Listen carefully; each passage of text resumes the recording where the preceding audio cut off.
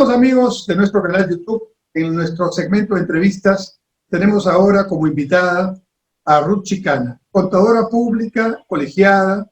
Ella es maestra en Administración de Negocios y actualmente vicedecana del Colegio de Contadores Públicos del Callao. Y la hemos invitado porque iniciándose una etapa electoral donde vamos a elegir nuevo gobierno, nuevo Congreso, el tema tributario va a resultar un tema muy importante. ¿Y por qué va a resultar un tema muy importante? Porque esta pandemia, esta crisis sanitaria y esta crisis económica derivada de la crisis sanitaria ha llevado a que los ingresos tributarios caigan alrededor de un 30%. Y que el gobierno se vea en la necesidad de abrir más endeudamiento para cubrir sus necesidades fiscales. Pero esto no es una situación permanente. Habrá nuevamente que recurrir a la parte impositiva cuando empiece a recuperarse la economía. Pero es un buen momento para corregir algunos temas que quizás sería bueno corregirlos antes de la pandemia, pero aprovechando estas circunstancias. Ruth, muchas gracias por aceptar nuestra invitación. Bienvenida. El tema es política tributaria de aquí en adelante, política tributaria en la pospandemia. ¿Qué es lo que tú consideras deberíamos empezar a reflexionar sobre este punto? Muchísimas gracias, Enrique, por la invitación y bueno, aprovechar la oportunidad en poder conversar respecto a este tema que es de interés público, ¿no? No solamente para empresarios, sino también emprendedores y ciudadanos en general, ¿no? Bueno, tenemos nosotros un gran reto, pero yo creo que este reto se ha dado de manera constante y que hasta ahora no sabemos darle una solución sostenible, ¿no? Si bien es cierto lo que ha permitido al Estado peruano poder realizar o formular diversos programas de ayuda, como fue el tema de Reactiva y todo ello, ha sido pues esta disciplina fiscal, ¿no?, que ha tenido a lo largo de todo este tiempo nuestro país, basándose, y creo que esto no es nada novedoso decir, basándose en una política tributaria enfocada en la recaudación. Nuestra política está enfocada en la recaudación, mas no está formulada de otra manera como para poder ser una política mucho más inclusiva y poder nosotros relacionar el incremento, en este caso de la recaudación, pero por medio de lo que es la disminución de la informalidad.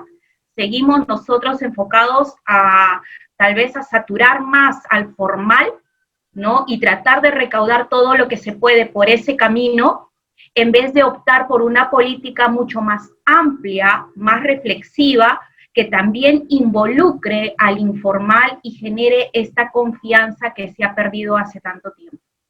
Tenemos entonces un desafío que es previo a la pandemia, y es que la, digamos, capacidad de recaudación que tiene la SUNAT está concentrada en la formalidad, y está concentrada dentro de la formalidad en una parte de quienes declaran y pagan impuestos, y que por supuesto deberían ser incentivados y hasta premiados por desarrollar esa buena, digamos, tarea cívica, que es una obligación, sí, pero algunos la hacen bastante bien. Pero sin embargo, parecería que la SUNAT está más bien concentrada en seguir buscando en ellos, en esos que ya pagan, sean personas naturales o jurídicas, en lugar de ampliar la base tributaria. Y en lugar de ampliar la base tributaria, generando condiciones favorables para quienes hoy no tributan, puedan hacerlo, pero creciendo en su actividad económica. Porque si no hay actividad económica, ¿de dónde vamos a tributar? Sería una pregunta que habría que hacerle a quienes están en este empeño, básicamente, como tú lo has dicho, de recaudación, antes que de promoción de la actividad económica. Correcto, así es, Enrique. Y yo considero que nosotros, si realmente queremos invitar, incluir al informal, tenemos que hablar bajo sus propios lenguajes, ¿no? La política tributaria se ha regido siempre en base a un lenguaje técnico, a un lenguaje de números. Si queremos nosotros instruir, por ejemplo, y decirle, a ver, tú eres microempresario, ¿por qué? Porque tus ventas anuales no superan las 150 UITs. Tú eres pequeña empresa porque tus ventas anuales están entre las 150 y las 1.700 UITs. y por otro lado también no podemos realizar ese acercamiento con el emprendedor, poderle dar, por ejemplo, una buena inducción de cómo es el proceso, de los beneficios que tiene la formalidad. Algo así habíamos estado conversando contigo anteriormente, ¿no? Ante una consulta, ¿cuál es la diferencia entre el hecho de que yo pueda emitir un recibo por honorarios y pueda emitir una factura, ¿no? ¿Cuál es la diferencia? Y esa es la realidad no solamente de una persona, esa es la realidad de todos, que no sabemos, no conocemos cuáles son los beneficios que involucra el poder estar dentro de este campo formal, ¿no? En el aspecto tributario especialmente. Entonces, a ver, vayamos por partes en esta idea general que nos estás dando. El RUS, ¿cuál es tu apreciación del RUS como un intento de abordar ese problema que tú estás mencionando?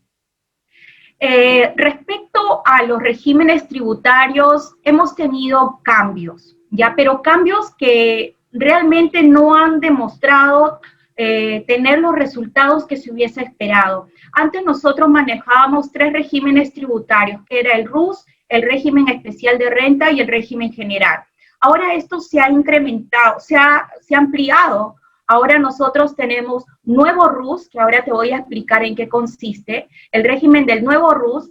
Tenemos nosotros también el régimen MIPE tributario, tenemos también el régimen especial de renta y tenemos el régimen general, ¿no? La diferencia entre las personas, por ejemplo, del RUS y del régimen MIPE tributario están bastante marcadas. Por ejemplo, en el caso de este régimen nuevo RUS, que yo no le veo una particularidad. ¿Por qué? Porque si se ha separado o se ha indicado solamente 2 categorías, es decir, la persona que se acoge en este régimen tributario tiene 2 categorías, y en cualquiera de las 2 categorías puede tributar, pero se pagan cuotas o se realizan pagos, se podría decir fijos. Así vendas o no vendas, tú pagas.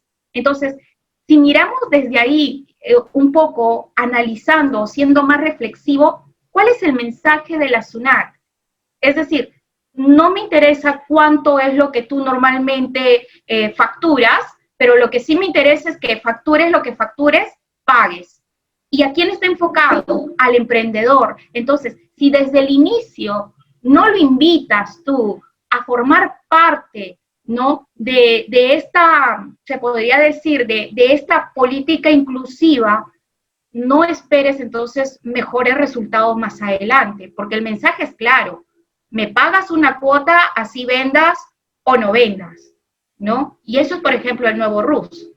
Es decir, la política recaudadora, como sea, sin importar cómo estás iniciando tu negocio. Y vayamos que ese ahora es nuestra realidad con este tema de la pandemia. Hay muchos emprendedores que están iniciando. Entonces lo único que se fijan es, bueno, para no tener problemas con la SUNAT, voy a ver si pago yo 50 soles o 100 soles o el importe que yo tenga en ese mes. Entonces, el primer mensaje que nos has dado, la política tributaria en el Perú es básicamente recaudatoria. Está enfocada en la recaudación y no en la preocupación por si hay mayores ventas o menores ventas, si hay mayor actividad económica o menor actividad económica.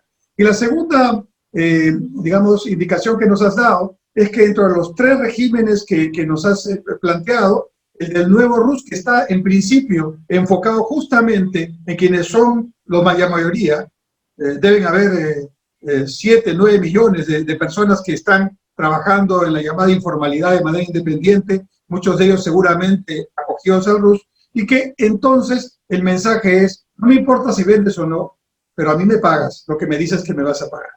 Entonces, el mensaje, yo te diría, es más bien no vengas, ¿no? Porque yo voy a estar más tranquilo al otro lado. ¿Cuál es la ventaja que el Estado da?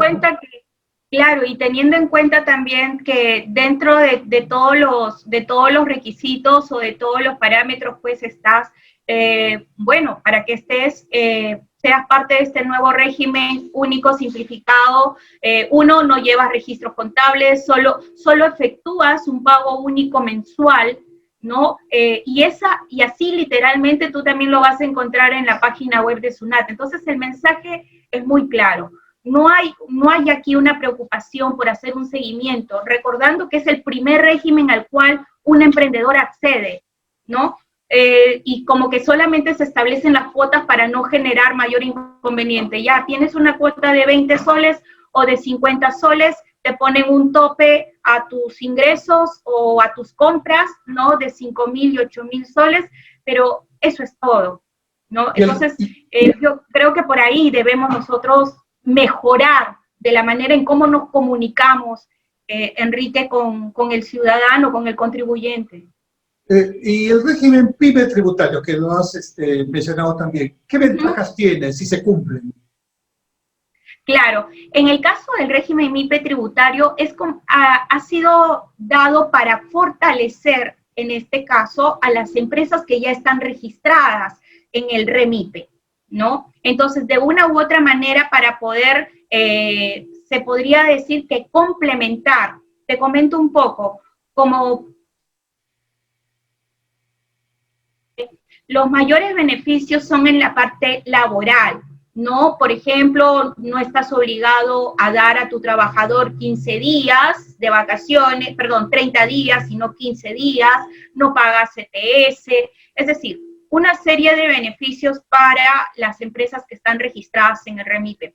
Los beneficios se enfocan más en la parte laboral. Entonces, como por la parte de la SUNAT se ha querido realizar este equilibrio, dando también las ventajas en la parte tributaria, ¿no? Entonces, por ejemplo, respecto a los beneficios que tiene en este caso la parte del REMIPE, se enfoca en el impuesto a la renta, en la tasa del impuesto a la renta. Normalmente hablamos del 2.5 hacia arriba, en el caso del régimen MIPE tributario hablamos del 1%, del 1.5%, dependiendo mucho de su nivel de ingresos, ¿no? También nosotros, por ejemplo, hablamos respecto a un manejo de la devolución del IGB, también respecto al régimen MIPE tributario, y bueno, y también se podría decir que un seguimiento de acuerdo a la utilidad que realizan o que obtienen las empresas año a año, ¿no? Entonces también allí hay una serie de beneficios para un tema de impuestos, como impuestos temporales a los activos netos, que también tienen allí una ventaja, y bueno, y algunos otros aspectos, ¿no? Entonces, digamos, ese régimen en principio está, a tu juicio, bien enfocado, pero quizás lo que falta es comunicar mejor los beneficios que tiene. Sí, te comento un poco también al respecto. Y creo que esto va enlazado con lo que hemos venido observando a lo largo de este tiempo, Enrique. Se nota que el Estado no conoce a sus ciudadanos. Es decir, podemos lanzar productos estrella, podemos lanzar muy buenas iniciativas al mercado, pero si estas iniciativas o estos productos no se amoldan a la realidad, en este caso del que consume o en este caso del contribuyente, simplemente van a ser buenas iniciativas, ¿no? En el caso del régimen MIPE tributario, yo considero que sí, es un régimen interesante, es un régimen que está fortaleciendo ya un registro complementario, que es el REMIPE, pero considero que hay que difundirlo más, ¿no? Y que, por ejemplo, respecto a lo que es el nuevo régimen único simplificado, yo no le veo un argumento válido del por qué, al menos no como está formulado actualmente, ¿no? Considero que debería esto unirse y poder reformularse mejor, ya que los dos están enfocados al emprendedor, ¿no? Al que está iniciando, como micro, pequeño, mediano y gran empresario, ¿no? Ruth, en otros países existe un solo documento de comprobante de pago. Aquí tenemos la cuestión, te preguntan, ¿boleta o factura? Yo no lo he escuchado en otros países y no sé si estamos adelantados o estamos atrasados. En realidad, yo creo que hasta por cuestión de información, hasta por inteligencia tributaria, debería haber un solo documento, ¿te parece? Claro, sino que los comprobantes de pago también están relacionados al tipo de régimen tributario, ¿no? Entonces, de acuerdo a los regímenes, un poco que hemos ido clasificando los comprobantes de pago. Por ejemplo, en el caso del régimen general, no se le ha ampliado Por ejemplo, las empresas pueden emitir liquidaciones de compra, pueden emitir facturas, pueden emitir boletas, en el caso de poder, por ejemplo, si vas a brindar un servicio a una persona natural que no es contribuyente, le emites una boleta. Si vas a dar un servicio a una persona jurídica, le emites factura, porque la factura le va a ayudar a sustentar sus gastos, ¿no? En cambio, la boleta es más para personas naturales, ¿no? Entonces, como que sí ha tratado un poco de ordenar ese esquema, ¿no? Más por ese lado está enfocado, lo que está enfocado el reglamento de comprobantes de pago. Más por el lado del ordenamiento. En el tema Sí. del régimen del IGB, ¿qué cambios deberíamos hacer, en tu opinión?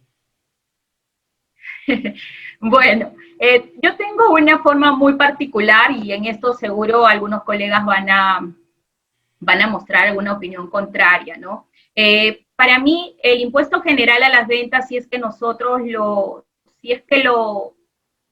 reflexionamos el tema, es impuesto general a la venta. La venta genera ganancia, genera renta, sobre los cuales nos miden para poder ver en qué régimen realmente debemos estar ubicados.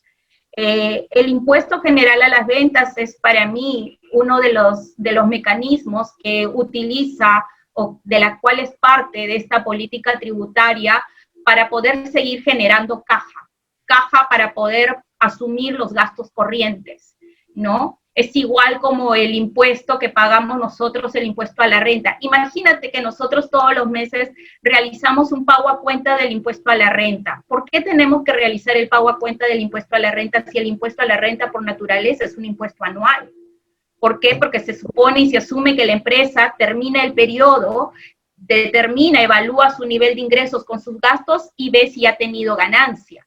¿Por qué tienes que ir pagando un impuesto de manera adelantada si la naturaleza es otra? Pero vemos allí que ya hay otros intereses. El Estado necesita caja para poder asumir sus obligaciones mensuales, pero vayamos un poco, ¿y esto de qué manera afecta al empresario? Muchos empresarios no pueden asumir estos pagos a cuenta del impuesto a la renta, ¿no? Entonces, y si ya tenemos un impuesto que grava la ganancia, ¿no? ¿Por qué también debemos tener un impuesto, por más que haya lo del crédito fiscal, por qué también debemos denominar un impuesto general a las ventas?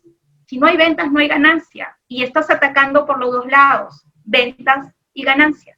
En los años 70, un economista apellidado Laffer, ¿no?, asesoró al presidente Reagan y de alguna manera, 70, 80 por ahí, de alguna manera se generó la idea de que bajando los impuestos significativamente, las tasas me refiero, se iba a generar una mayor recaudación que la que tenías con los impuestos más altos, ¿no? Y lo intentaron hacer en los Estados Unidos, no funcionó, no funcionó también, pero quedó la idea.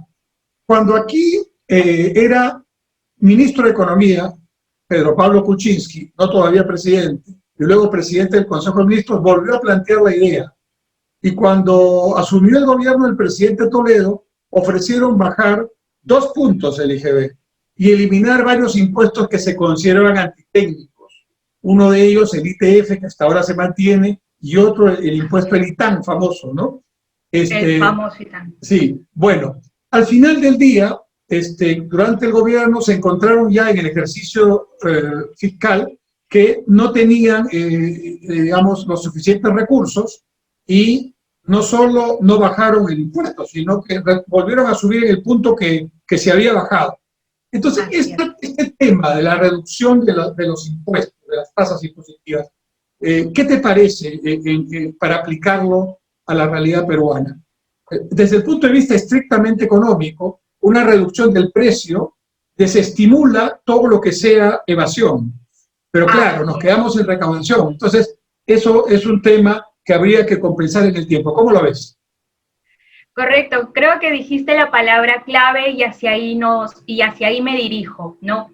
Todo parte desde la economía, ¿no? Todo parte desde la economía. Y nosotros viendo un poco y analizando la tendencia de la economía de libre mercado, ¿no?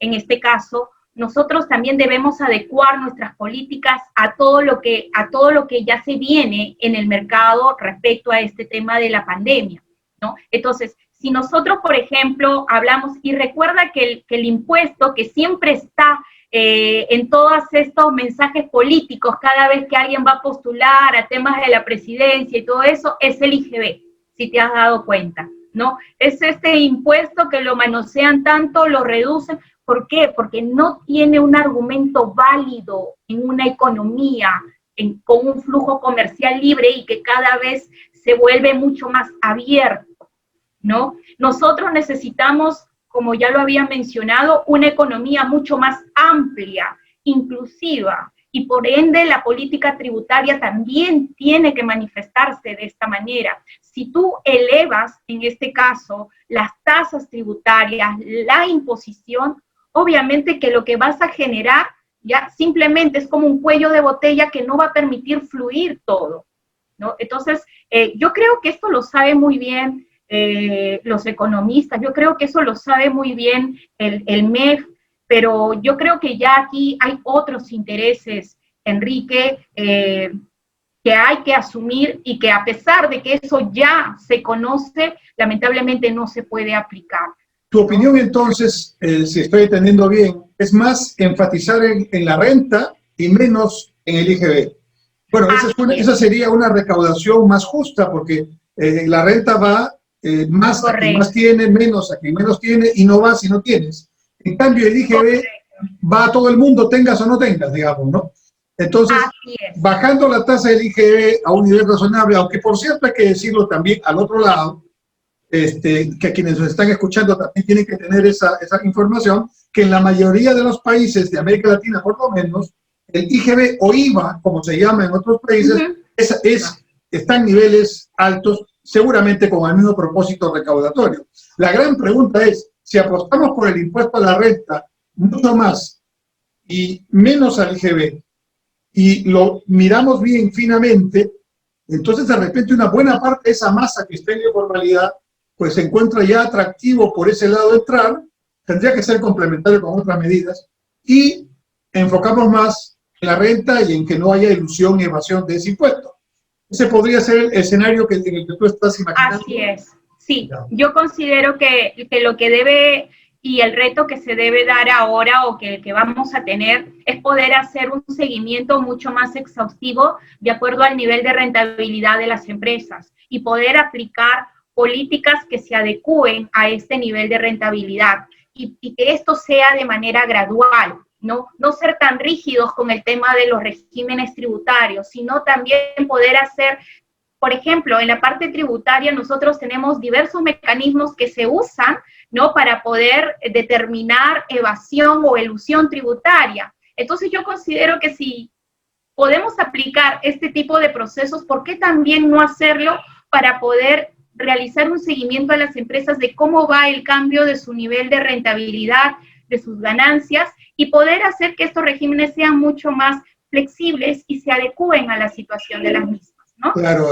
digamos allí pensando al otro lado, alguien diría, sí pues, pero este impuesto yo lo cobro directamente y rápidamente. Por ejemplo, no sé si todavía a las cerveceras, tabacos, le cobran el impuesto selectivo consumo. Sí, le cobran en el depósito antes de que venda, ¿no? Dan por supuesto que va a vender. O sea, es muy fácil la recaudación. En cambio, en la renta hay pues tener toda una base de información y cruces para poder determinar.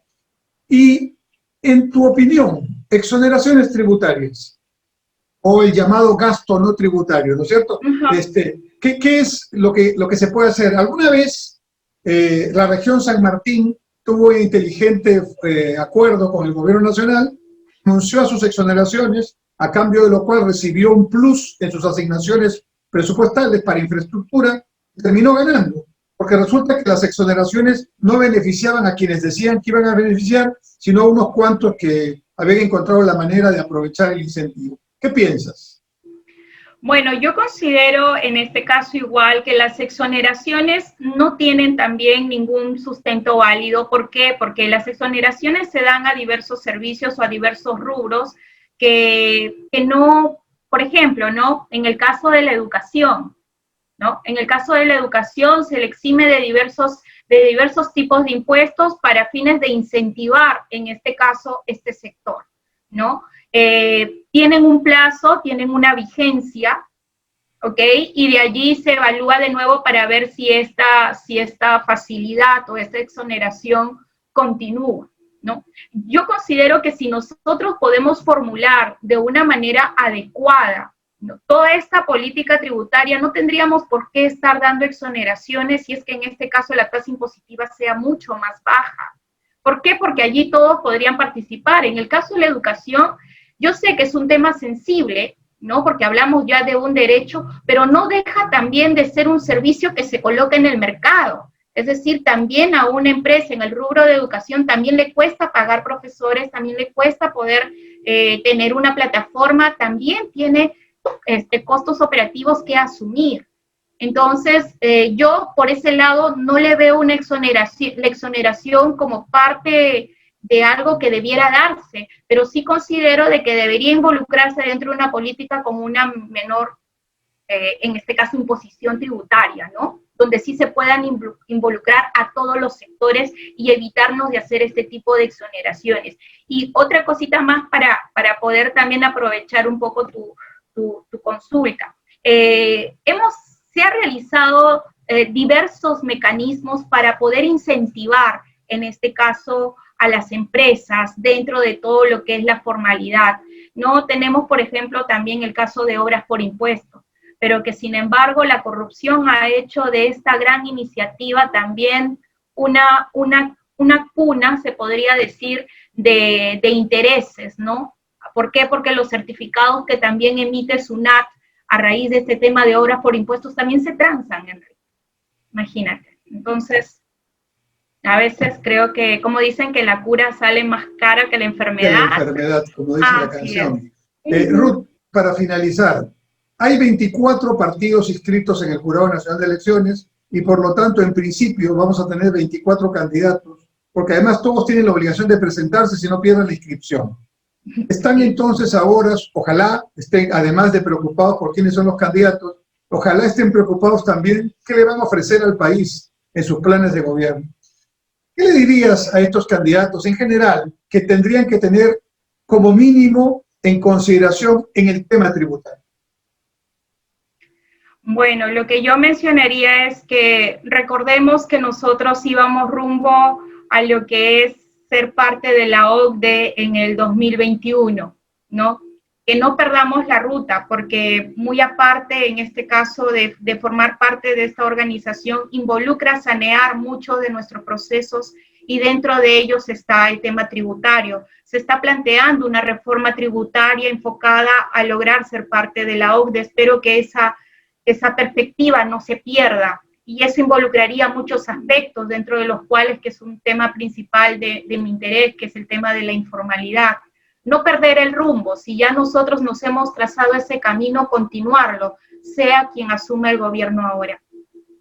Políticas de Estado en el tema tributario, enfoque no necesariamente por la recaudación, sino por el crecimiento que generará más recaudación, un concepto más inclusivo, nos has dicho, y la necesidad de conocer mejor a quienes son finalmente los ciudadanos y las empresas que van a tributar.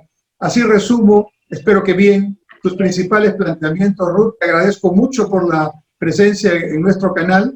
Espero tenerte de vuelta porque este es un tema muy importante, tal vez sobre un asunto más puntual o tal vez a lo largo de la campaña, cuando ya tengamos una idea de qué plantean las principales fuerzas políticas, podemos hacer un comentario con tu valiosa experiencia. Gracias, Ruth, por aceptar nuestra invitación.